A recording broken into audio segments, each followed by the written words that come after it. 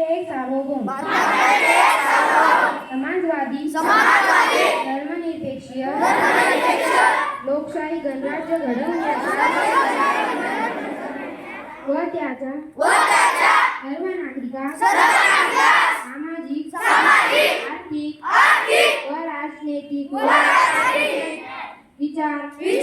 अभिव्यक्ती विश्वास श्रद्धा व उपासना याचे स्वातंत्र्य जगण्याची व संधीची समानता निश्चितपणे प्राप्त करून देण्याचा आणि त्या सर्वांमध्ये व्यक्तीची प्रतिष्ठा व राष्ट्राची एकता आणि एकात्मता याची आश्वासन देणारी बंधुता संवर्धित करण्याचा संकल्पपूर्वक निर्धार करून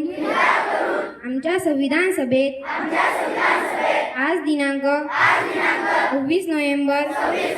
1949 रोजी याद्वारे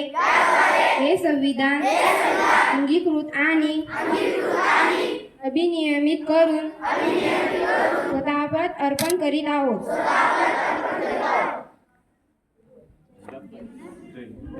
जय हिंद.